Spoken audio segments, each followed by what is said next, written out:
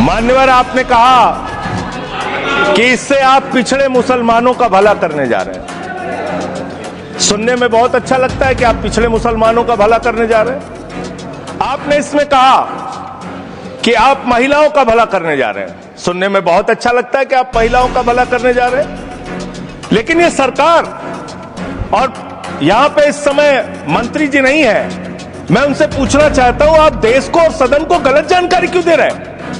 मान्यवर, 2013 के वक्फ बिल में जो भारतीय जनता पार्टी की सहमति और सहयोग से पास हुआ, उसमें भी महिलाओं के लिए आरक्षण था। मना कर दीजिए कि नहीं था? मना करिए कि हम गलत बोल रहे हैं। मान्यवर, मंत्री जी ने कहा 1 करोड़ सुझाव आया। मैं आपसे पूछना चाहता हूं, कितने करोड़ ईमेल आए, कितने करोड़ पत्र आए, कितने करोड़ सुझाव आए? पूरे देश को जानकारी दीजिए, और मैं आपको दावे के साथ कह सकता हूं, जब पूरा सच सामने आएगा तो देश को पता चलेगा कितने लोग इस बिल के विरोध में थे, कितने लोग इस बिल के समर्थन में थे। मैं जेपीसी का सदस्य था मान्यवर, मैं कह रहा हूं आपसे लाइए। और आप पिछड़े मुसलमानों का भला करना चाहते हैं? मैं आपसे हाथ जोड़कर निवेदन करता हूं, विनती करता हूं, और हमारे जो मित्र उधर भी हैं, अगर आप मेरी बात से सहमत हैं तो समर्थन करना।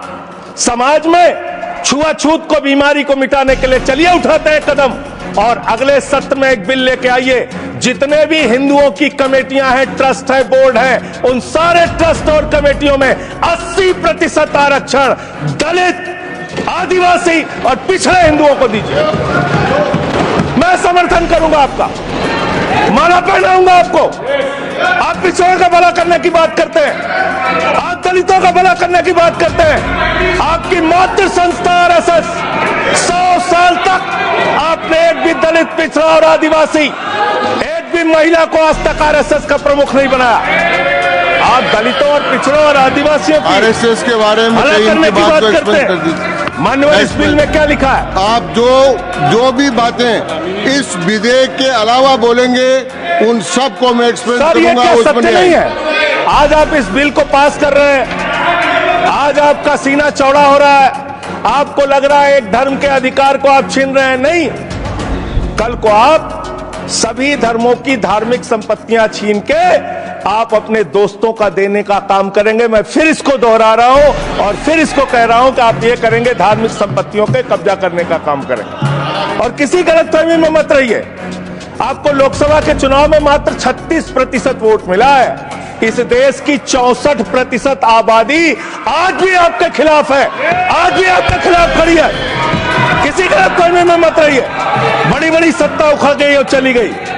मान्यवर, आपने इसमें लिखा बिल के अंदर कि वक्फ कमेटी के अंदर गैर मुसलमान इसका सदस्य बन सकता है।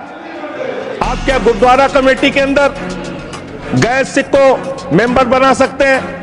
क्या ईसाई कमेटी के अंदर गैर ईसाई को सदस्य बना सकते हैं? क्या बौद्धों की कमेटी के अंदर गैर बौद्ध को, क्या जैनों की कमेटी के अंदर गैर जैन को आप मेंबर बना सकते हैं? और इतना ही नहीं, क्या आप हिंदुओं के ट्रस्ट में, मंदिर के ट्रस्ट में आप क्या गैर हिंदू को मेंबर बना सकते हैं? नहीं बना सकते, नहीं बना सकते।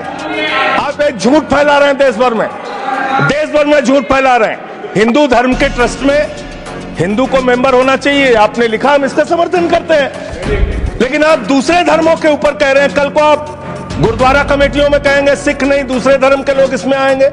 कल को आप जैन कमेटियों में घुसड़ेंगे, बौद्धों की कमेटियों में घुसड़ेंगे। ये बात गलत है, ये पूरी तरीके से गलत है।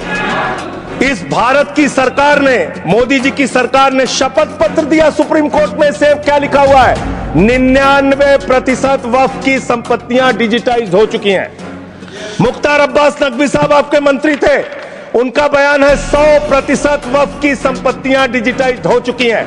तो जब आप सारी संपत्तियां डिजिटाइज कर चुके हैं, सब कुछ ऑनलाइन कर चुके हैं वामसी पोर्टल में, सारे कागजात जांच चुके हैं, तो क्या आप फसाद कराने के लिए फिर से कागज मांग रहे हैं? फसाद कराने के लिए आप फसाद कराने के लिए कागज मांग रहे हैं। आप फसाद कराने वाले हिंदू हैं, हम सौहार्द फैलाने वाले हिंदू हैं। यह बुनियादी फर्क है, यह बुनियादी फर्क है। आप देश भर में फसाद, नफरत, लड़ाई, झगड़ा कराने का काम करते हैं। मान्यवर, मैं अंत में आप लोगों से सिर्फ एक ही बात कहना चाहता हूं कि आज सच्चर कमेटी की रिपोर्ट की बात कही गई और कहा गया 12,000 करोड़ की आमदनी हो सकती है। एक सुझाव मैं पूरे सदन की तरफ से इस सरकार को देना चाहता हूं। 12,000 करोड़ की आमदनी की चिंता है वक्फ की, करोड़ों मुसलमानों की चिंता है आपको।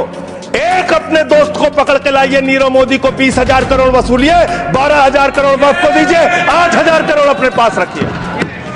8,000 करोड़ का आपको मुनाफा होगा, 12,000 करोड़ वक्फ को दे दीजिए, करोड़ों मुसलमानों का भला हो जाएगा। ट्रिब्यूनल के लिए आप कह रहे हैं उसको अपील नहीं की जा सकती। हाई कोर्ट का फैसला ट्रिब्यूनल के फैसले के खिलाफ आया है, सुप्रीम कोर्ट का फैसला ट्रिब्यूनल के फैसले के खिलाफ आया है। आपने कहा 5 साल का प्रैक्टिसिंग मुस्लिम होना चाहिए। कैसे प्रैक्टिसिंग मुस्लिम तय करेंगे सर? आप क्या मुसलमानों के घर में सीसीटीवी का कैमरा लगाएंगे? कौन नमाज पढ़ रहा है, कौन नमाज नहीं पढ़ रहा है, कौन मुसलमान है, कौन मुसलमान नहीं है? आपने मान्यवर ऐसे ऐसे प्रावधान इसमें रखे हैं जो बड़े अजीब हैं, जो अपने आप में ये बताते हैं कि आपकी मंशा सिर्फ देश में झगड़ा कराने की है, नफरत फैलाने की है, फसाद कराने की है। आपकी मंशा कहीं भी मुसलमानों का या किसी वर्ग का भला करने की नहीं है, नहीं है और नहीं है। बस एक अंतिम बात कह के अपनी बात समाप्त करूंगा। ये काम आपने देश के अंदर बहुत अच्छा शुरू कर दिया। आप एक काम करते हैं, देखो मुसलमानों को ठीक कर रहा हूं, दूसरी तरफ महंगाई बढ़ रही है, नुकसान हिंदुओं का। 94 लाख करोड़ रुपए शेयर बाजार में डूब रहा है, नुकसान हिंदुओं का। 11 लाख बच्चे स्कूलों से बाहर निकल गए, नुकसान हिंदुओं का। तो मुसलमानों को ठीक करने के नाम पर आप नुकसान देश के करोड़ों हिंदुओं का भी कर रहे हैं। इसलिए ये सब बातें करके देश में आप नफरत फैला के ये सब झगड़े फसाद के काम मत कीजिए।